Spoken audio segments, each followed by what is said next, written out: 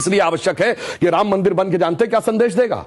दुनिया का इतिहास भरा पड़ा है कि भाई भाई की गर्दन काट के गद्दी पे बैठा, बेटा बाप को मार के गद्दी पे बैठा। यह दुनिया को एक संदेश देगा कि एक ऐसा भी महापुरुष है, एक ऐसे भी भगवान है, एक ऐसी महान संस्कृति है जहां पिता के एक वचन के लिए संपूर्ण राज्य छोड़कर बेटा जंगल में चला जाता है। जहां जिसको राज मिलने वाला होता है वो खड़ाऊ रख के शासन करने लगता है, दूसरा भाई जंगल में चला जाता है। यह संदेश देगा।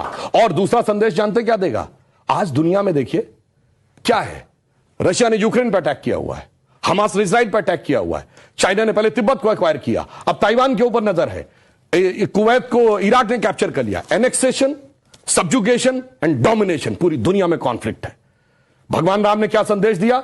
जब लंका को जीता, क्या एनेक्सेशन किया, अपने राज्य में लाया? नहीं। उसका सब्जुगेशन किया, कोई अपना डिप्यूटी अपॉइंट किया? नहीं। उसका कोई डोमिनेशन किया कि कोई उससे ट्रीटी रिक्वायर? नहीं। कहा भाई अपने अपने धर्म का पालन करो, बस हम इतने ही में करते हैं। तो पूरी दुनिया को जियो पॉलिटिकल संदेश अगर कोई देगा तो वो ये देंगे। और मैं एक बात और कहना चाहता हूं, जो आपने कहा राम शब्द का अर्थ जानते क्या है? रम धातु से बना है। जैसे आपने हिंदी में और संस्कृत में शब्द सुना होगा रमणीक स्थान, रमता जोगी, यानी जिसमें चीज सेटल हो। राम शब्द का संस्कृत में अर्थ है रमन्ते इति रामः, अर्थात वह एलिमेंट जिसमें संपूर्ण संसार सेटल्ड है। और वो एलिमेंट का संघर्ष किससे है?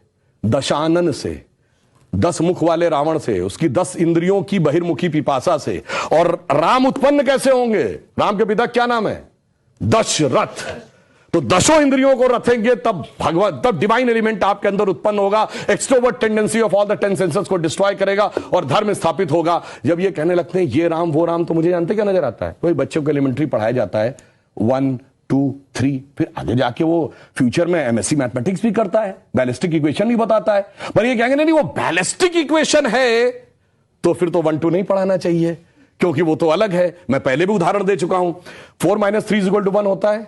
आप सब ने जब क्लास 2nd 3rd में एडिशन सब्सट्रैक्शन सीखा, अगर आप 3 - 4 करते टीचर डांट देती थी, बेवकूफ। ये नहीं पता 3 - 4 नहीं हो सकता, पर 3 - 4 होता है -1। ये बताएंगे -1 का स्क्वायर रूट होता आई, जो सारी बैलिस्टिक इक्वेशंस का मेन अंग। तो उस लेवल पे पहुंचिए तो समझ में आएगा जिसको आप कह रहे हैं बचकाना है वो कितना आलीशान है, ये जाके समझ में आएगा। डॉक्टर कलाम से पूछिए तो -1 के स्क्वायर रूट का अंतर समझ में आएगा। तो राम की कथा बहुत गहरी है और इसीलिए रामचरितमानस क्यों लिखा है? राम के चरित्र को मन में धारण करिए। रावण हर चीज में राम से बड़ा था जब राम लीला कर रहे थे, वैसे तो वो ईश्वर है, हर चीज में बड़ा, पैसे में बड़ा, उनके बाद सोने की लंका, उसके बाद रावण रथी विरत रघुवीरा। अगर देखा जाए पावर में उनसे ज्यादा बड़ा, 10 आदमियों की ताकत उसको, उनसे बड़ा पंडित मुस्सा जोधा और ना कोई दूजा है, अपने शीशों को काट काट शंकर को मैंने पूजा है। वो कहता इतने बड़े पुजारी तो राम भी नहीं थे, फिर किस कारण से वो हार गया? चरित्र में राम बड़े थे, इसीलिए तुलसी ने कहा रामचरितमानस। और चरित्र की याद दिलाएगा यह मंदिर, जो सिर्फ भारत के लिए नहीं पूरी मानवता के लिए श्रेष्ठतम मानवीय मूल्यों का प्रतीक होगा। इसलिए 21वीं सदी का महान भारत बगैर राम मंदिर के संभव नहीं था। इसीलिए अमृत काल के उषा काल में राम मंदिर उभर के सामने आ रहा है।